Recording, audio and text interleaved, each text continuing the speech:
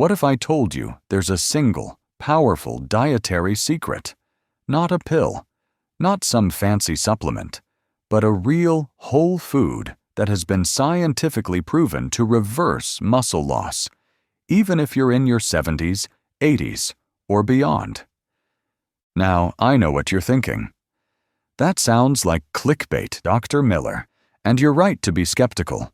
We've all seen those magic bullet claims. But this, my friends, is no fantasy. This is grounded in solid science, a powerful combination of nutrition, gerontology, and muscle physiology. And the surprising truth is, this particular food, which I'll reveal in just a moment, is often completely misunderstood, under-eaten, and profoundly undervalued when it comes to healthy aging. The stakes here couldn't be higher. We're talking about sarcopenia, or age-related muscle loss. It's not just about losing a little strength or having trouble opening a jar. Sarcopenia is directly linked to insulin resistance, frailty, falls, hospitalizations, and even early mortality. Researchers even call the decline in muscle mass and strength after age 50 the silent crisis of aging because it's so consistent and predictable. But here's the good news.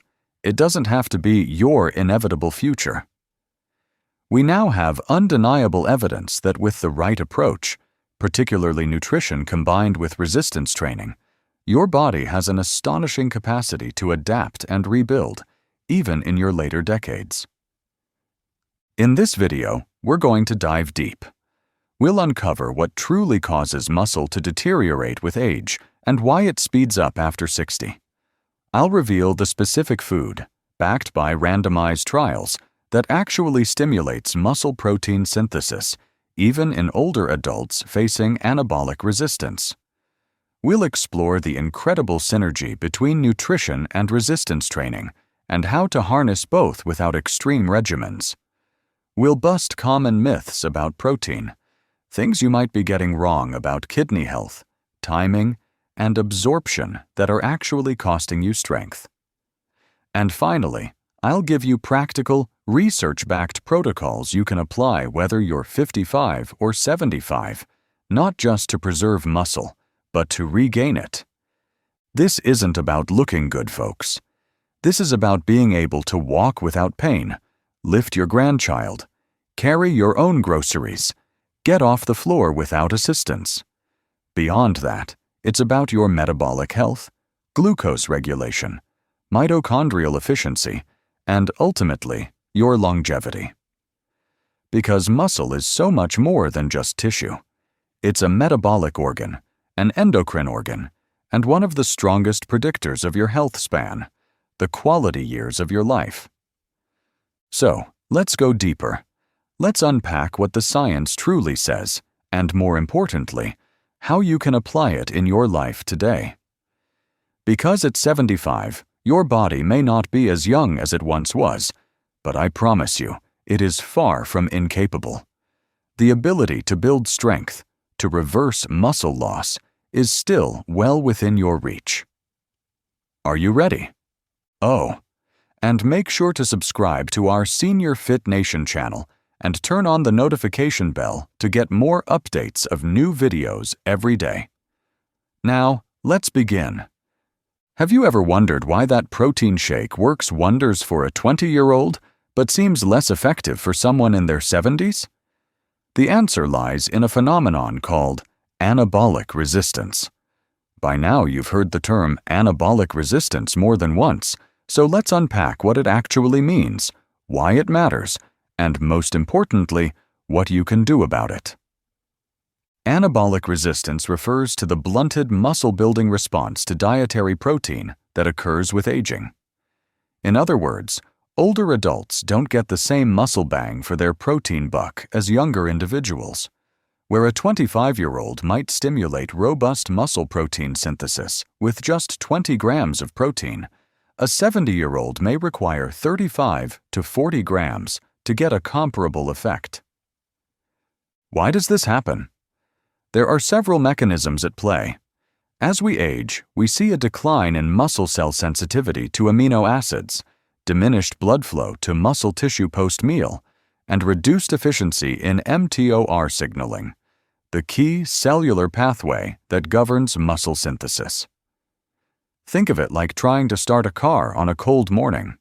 It still starts, but it takes a stronger spark and a bit more time. It's not just age. Chronic inflammation and inactivity can also worsen this resistance. But here's the good news. Anabolic resistance isn't a fixed state. It can be improved or even reversed with the right combination of nutritional strategy and mechanical loading. In a pivotal study published in the Journal of Physiology, older men and women who performed resistance exercise prior to consuming protein showed a significantly enhanced anabolic response compared to those who consumed protein without exercise. The training acted like a priming signal, making the muscle tissue more receptive to the amino acids. The lesson here is that you have the power to resensitize your muscles even if you feel like your body isn't responding like it used to. Forget the magic pills, the true fountain of youth. For your muscles is likely already in your pantry, but you might be missing its most potent ingredient: leucine. That lever is protein, but not just any protein. Protein rich in the amino acid leucine, consumed in the right dose, at the right time, and in the right form. Let's start with why leucine matters.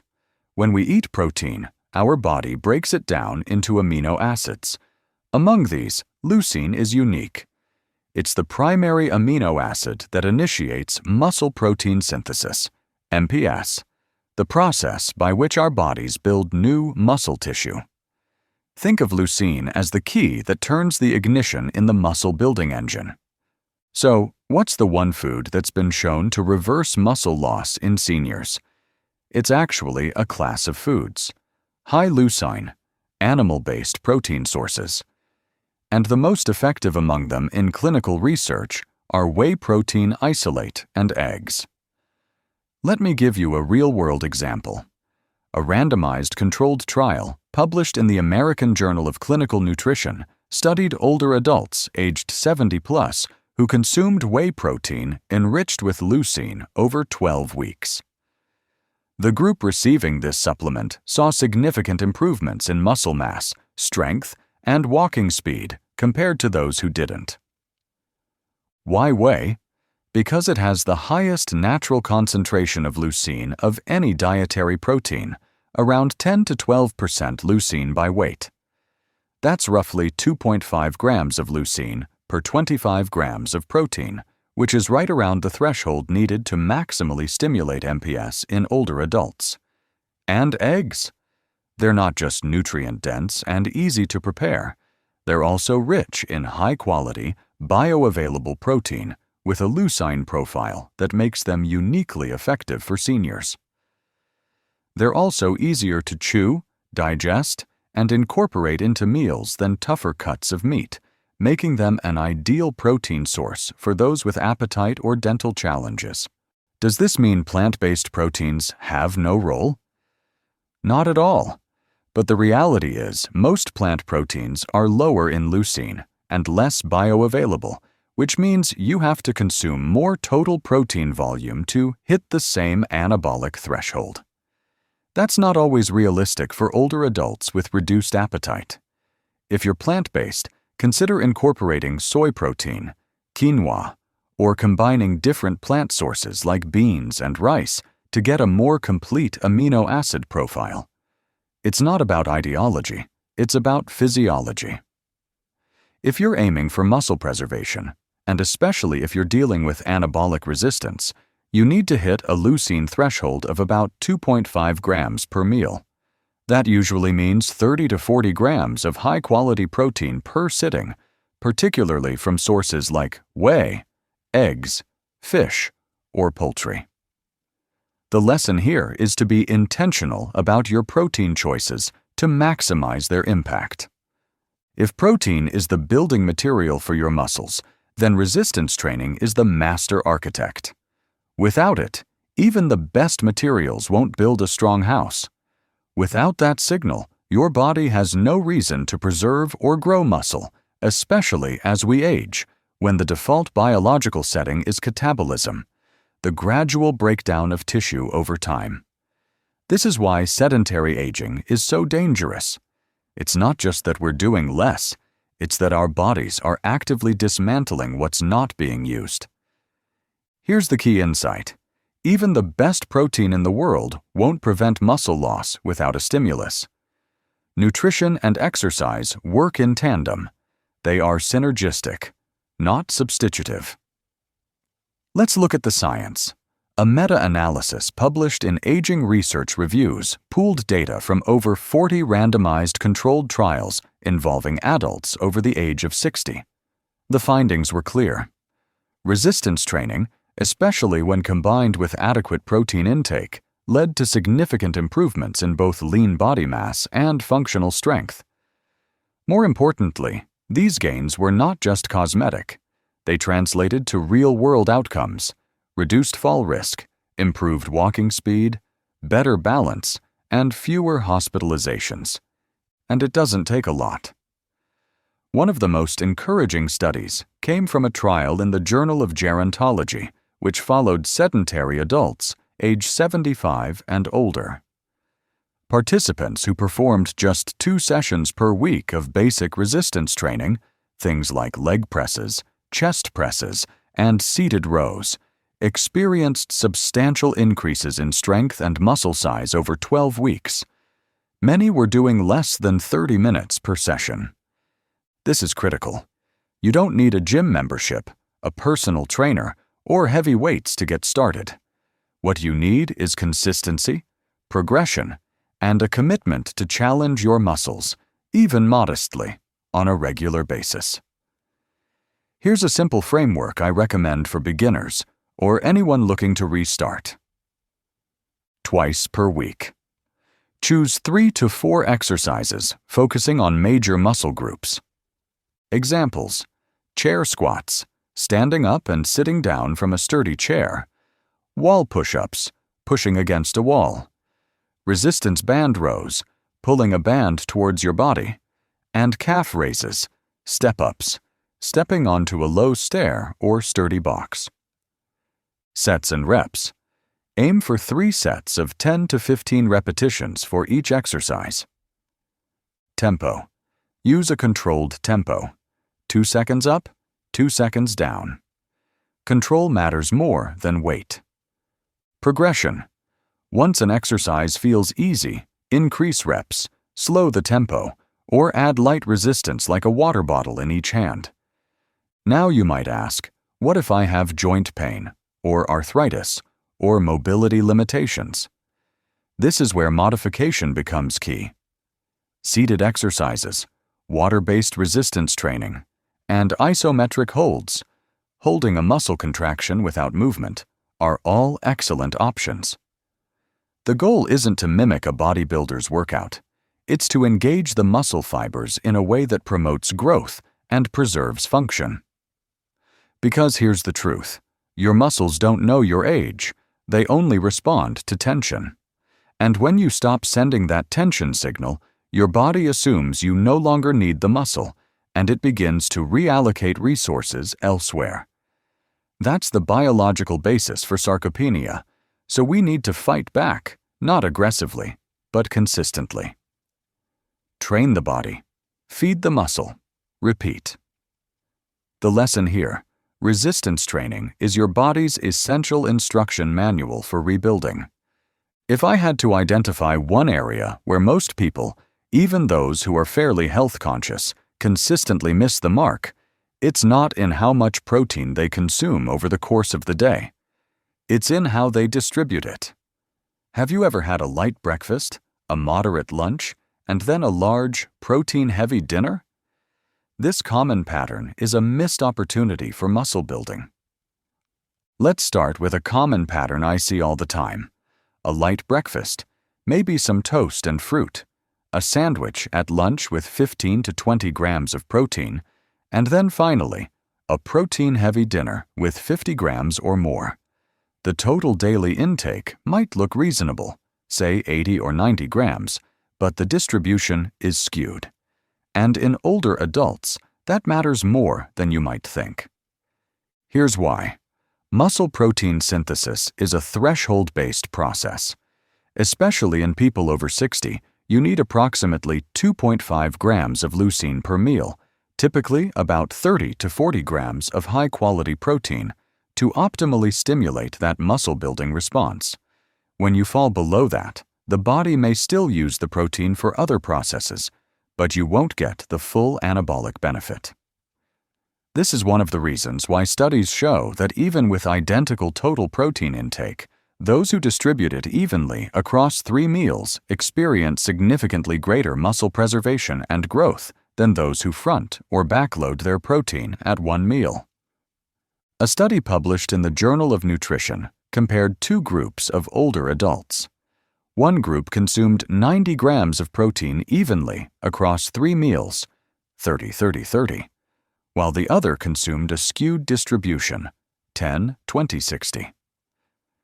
After several weeks, the even distribution group had markedly higher rates of muscle protein synthesis and better nitrogen balance, both indicators of muscle maintenance.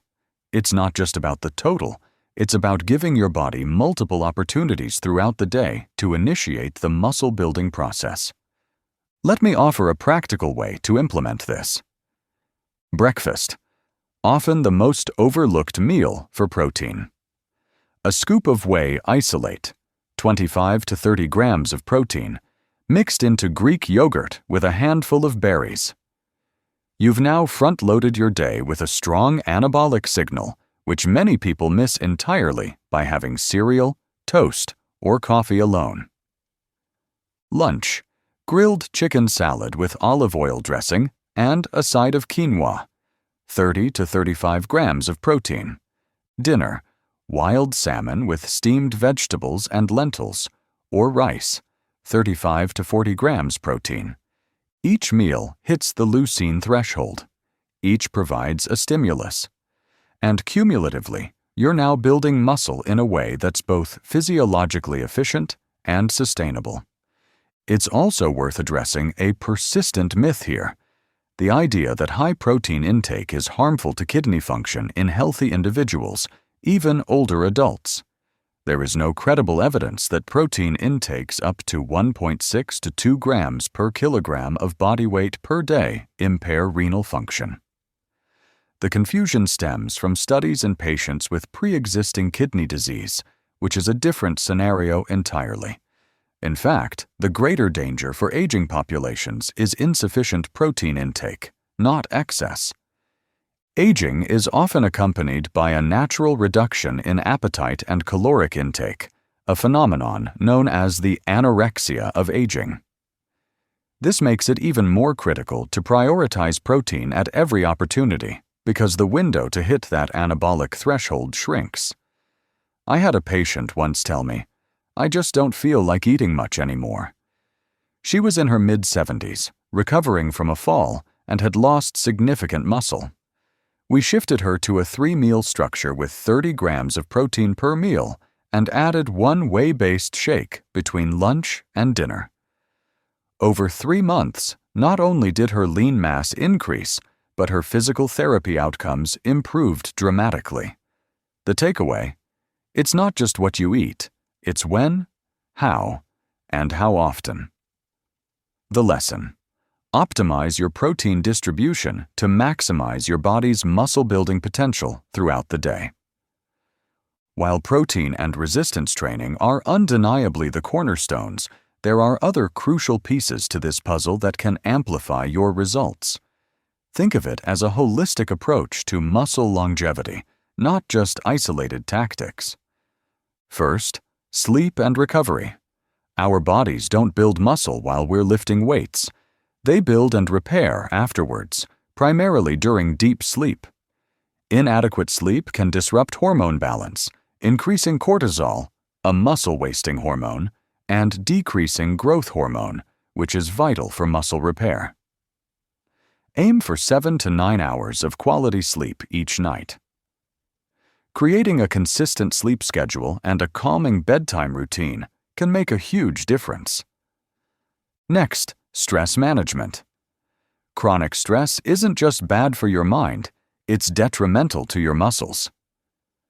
Elevated cortisol from long-term stress can accelerate muscle breakdown.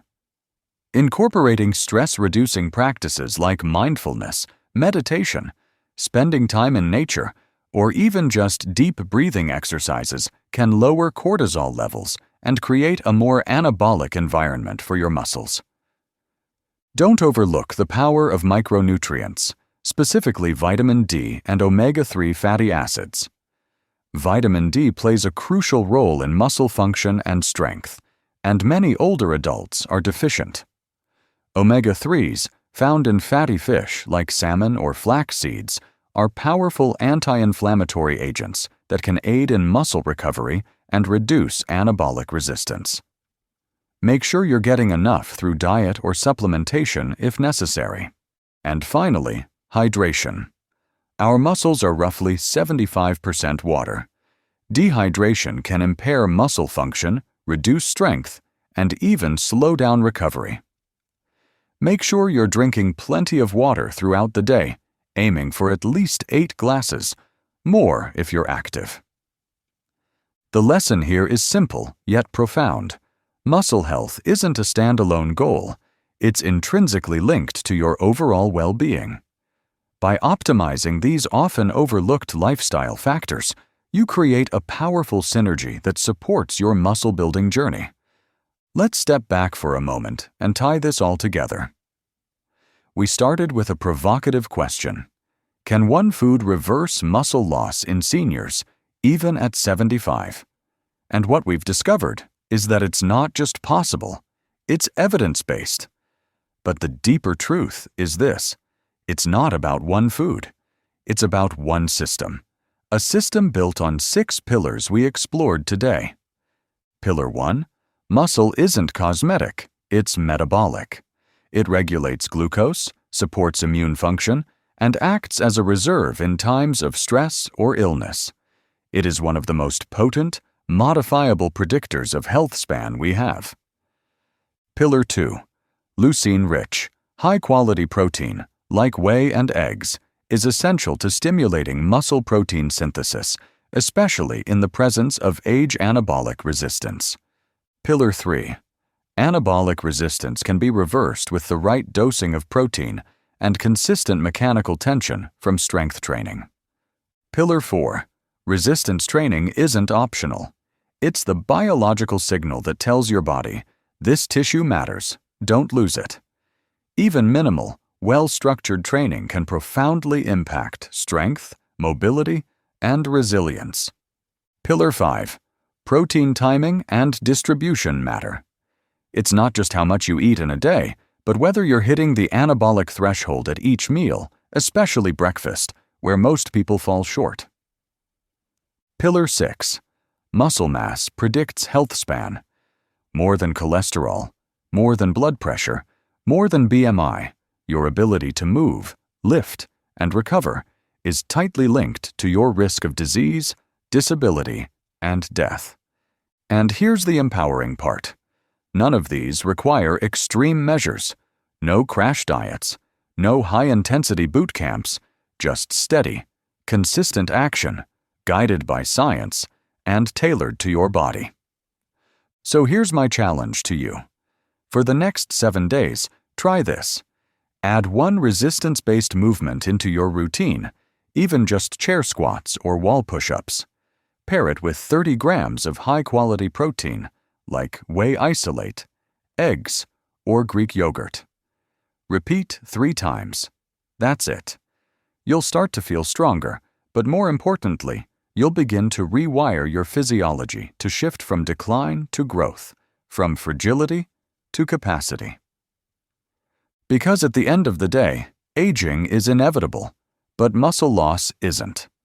You have more agency than you think. And whether you're 55, 65, or 75, the body still responds to intelligent input. The adaptation window hasn't closed. It's just waiting for a signal.